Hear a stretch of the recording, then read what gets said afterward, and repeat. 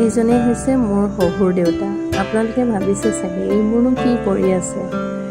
এয়া দেউতাৰ লগত অকণমান ধেমালি কৰিছোঁ। এইকেইদিন মই ভিগেন ইণ্ডিয়াৰ থেৰাপি এটা ল'বলৈ গৈ আছিলোঁ। তাৰে এটা আৰ্ট কম্পিটিশ্যনত এই ৰিংটো মই গিফ্ট হিচাপে পাইছিলোঁ আৰু সেই আঙঠিটোকে দেউতাক হাতত পিন্ধাই দিছোঁ।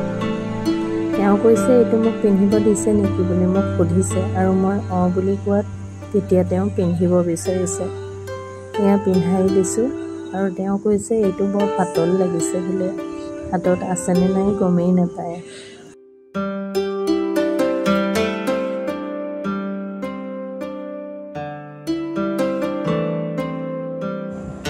মনত কি ভাবি আছে নাজানো, তথাপিও কেমেৰাৰ সিফালৰ পৰা আঙঠিটো দেখুৱাই কেইটামান পজ দিবলৈ কোৱাত তেওঁ দিবলৈ চেষ্টা কৰিছে। এবাৰ হাতখন সেইহেতু কপালত থৈছে, এবাৰ থুতৰিত থৈছে। কথাষাৰ ভালদৰে বুজি নাই পোৱা কাৰণ তেওঁৰ কাণখন অলপ গধুৰ হৈছে। অলপ কমকৈ শুনা হৈছে বাবেই তেওঁ ইয়াত থম তাত থম তেনেকুৱা কৰি আছে। এয়া দেখিছেনে আপোনালোকে? তথাপিও যি কৈছোঁ তেনেকেই কৰি গৈছে। এনেকৈও ভাল লাগে নহয়নে?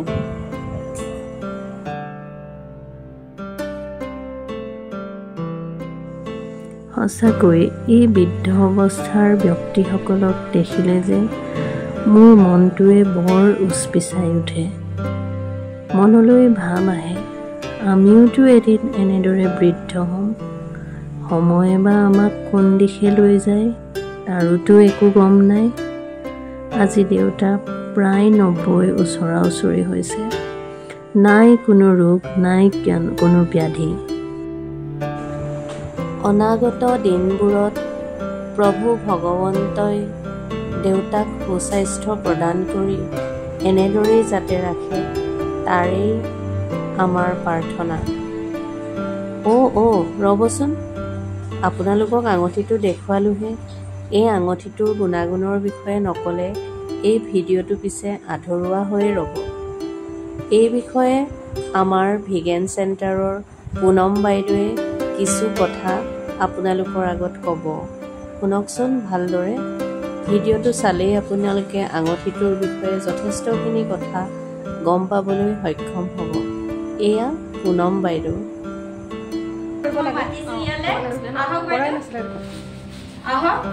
সকলোৱে এটা ক্লেপিং কৰিব লাগে হয় নাই?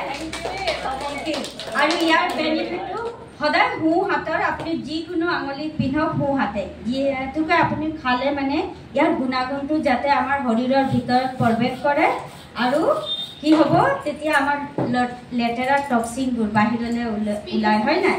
পেচাব পায়খানা হওক, আপোনাৰ যদি খোৱা যেনিবা মেনিয়াৰ চেনিয়াৰ থাকে ন, মাছতো যি দিয়া থাকে সেইবোৰৰ টক্সিনখিনি বহুত হেৰি।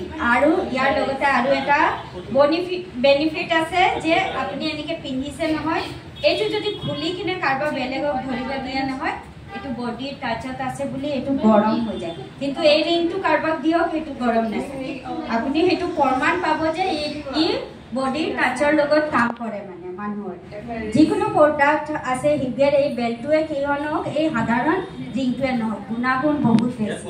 বোলে বৰ ছোৱালীজনীৰ দাঁত বিষ হৈছিলে, দাঁতৰ এইডোখৰ লগাই ফুলি থকা সেই দাঁত বিষটোও কমি গৈছিলে আৰু সুৰাটোও কমি গৈছিলে। পুনম মেমৰ কথাখিনিৰ পৰা আপোনালোকে হয়তো আঙঠিটোৰ গুণাগুণৰ বিষয়ে ভালেখিনি গম পালে। শেষত মই দেউতাৰ পৰা খুজি খুজি আঙঠিটো দিয়াৰ কাৰণে এটা thank U.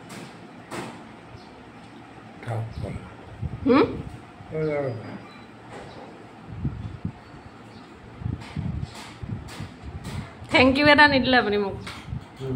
Thank U thank U কওক আকৌ। মোক থেংক ইউ ক'লেহে ভাল লাগিব মনটো। থেংক ইউ কৈ দিয়ক।